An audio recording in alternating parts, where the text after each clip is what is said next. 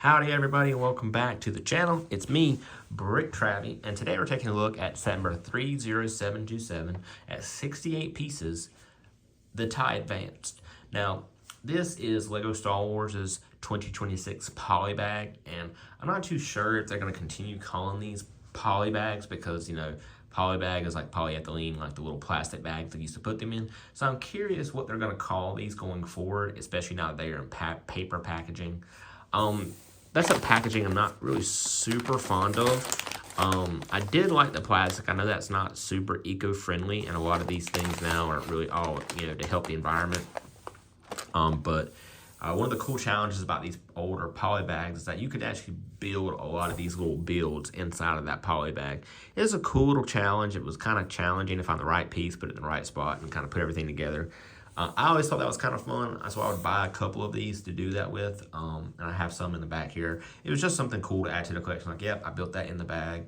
But now that I kind of take that away, I mean, it's kind of silly to think that they're taking that away, but they are. So something else here, these are a little bit less displayable. As I went to the Lego aisle in Target, I don't remember where I bought this at. When I went to the Lego store at the Lego aisle in Target, they were really all just crammed on a shelf. Like, they didn't put these on hangers or anything like that, like they're clearly meant to do with that pre-cut hole there. They really just literally looks like somebody opened the box and dumped them on the shelf.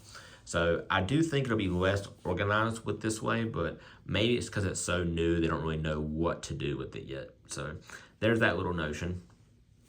And there's only 68 pieces, so I thought I would go ahead and build this one on camera because it's so small. I mean, it's less than 100 pieces. So you look at the back side here, it is ribbed, so you can rip straight through.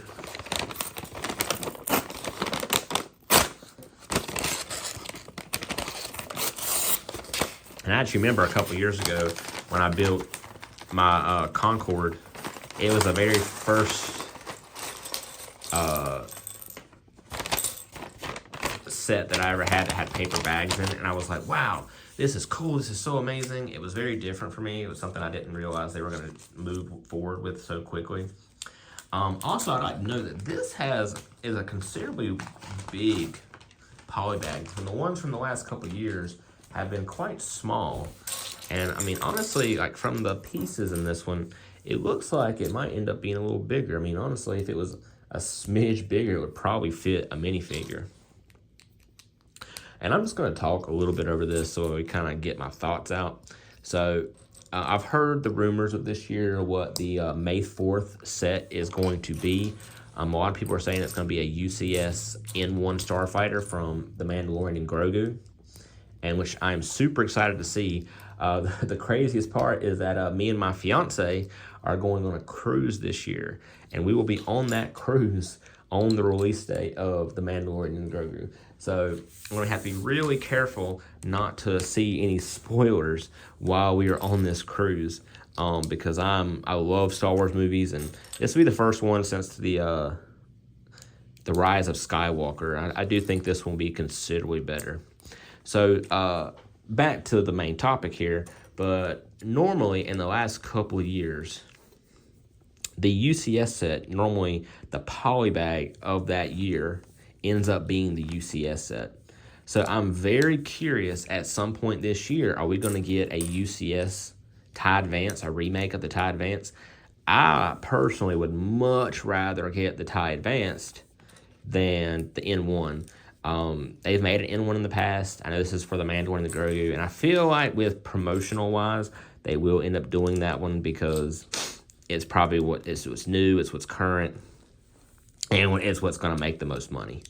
I am curious to see what that's going to look like. The playset N1 that came out a year or so ago, actually it's been probably more than that, it's a couple of years ago now, I wasn't a big fan of. It was very ungodly large. It was a little too big for display in my personal opinion. So it's not a set that I was super fond of, even though I did love The Mandalorian. So all the figures in there had before, except for the mechanic. So I ended up getting that set for the mechanic because, we already had our Mando. We already had Grogu. I mean, it was just one of those things where I didn't need it. And then when it went on clearance, I ended up picking one up. And I found recently that's kind of what I do with these sets is that if they're not ones that I'm particularly super fond of and I want something out of them, I'll wait till they're either heavily discounted. So I'm kind of in that boat right now where you can look around my room a little bit. It's jam-packed in here. You know, I have quite a bit of stuff just kind of hanging around and not anywhere to put it. So we were considering moving and buying a new home, and that had a little bit of a loft space for me to expand my Lego collection and display a little neater. But right now, we're not too sure if we're going to do that. The market's kind of crazy, but hopefully we can afford that in the future.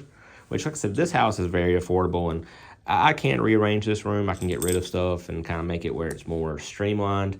And which is what I've really been doing anyway. You can see that my content has slowed down because I'm not going out and buying every single set anymore because that's just it's not optimal. You know, there's so many sets out there that I want, but I mean, I don't need a bunch of them, especially the Star Wars ones, because I was getting like the 4+ sets and stuff like that, and I was like, well, why am I getting the 4+ set? Well, I want minifigures out of them. The minifigures are probably going to be $1, and it's a $40 set. So that's why I kind of held back on that, and I'm really focusing on getting the bigger sets that I really want. I'm saving for the UCS Death Star. That's kind of like a big one on my list right now to get is the UCS Death Star.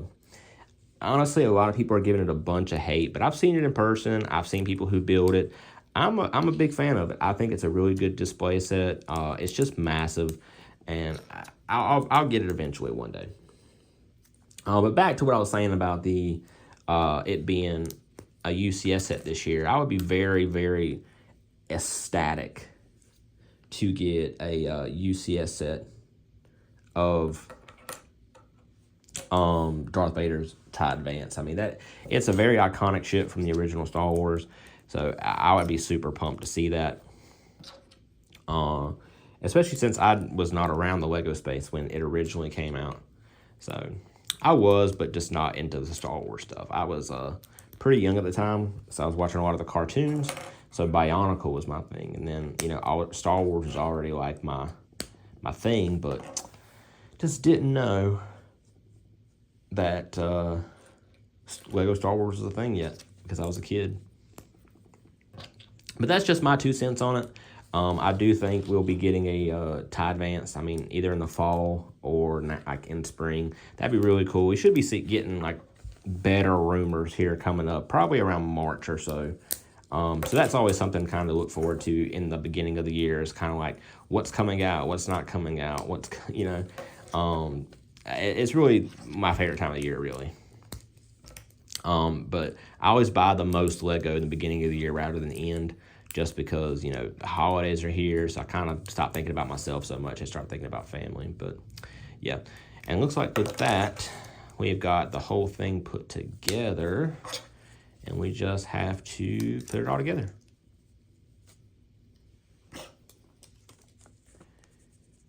There we go. Now, we have our TIE Advanced put together, and this is a really cool build. I mean, out of the last couple that I've had, I mean, I really like this. I mean, it looks like the TIE Advance. It's a little weird. I don't think I like this little clear piece on the front here, but I like the shape. You can clearly see what it is. I mean, it resembles a TIE Bomber a little bit, but not too close. I really do like this. I mean, this is a pretty good size build. It's sturdy. I dropped it. No pieces broke off, so that's cool. This might end up going on my desk at work just because, wow, it looks so good. And you might be thinking, like, wow, 10 minutes on a little polybag review or a paper bag review. I'm going to start calling them paper bag reviews. But, yeah, so here we have our TIE Advance. And I'm going to rate that one a good 5 out of 10. It was a good build. It wasn't super complicated. It was just a bigger polybag. I mean, 68 pieces for $5. I mean, that's not terrible, So that's really all I have today. I hope you guys enjoyed this short little update and video on the TIE Advanced. If you did, please give the video a like, big thumbs up, and comment below what you want to see next. I hope to see you guys in the next video. Bye.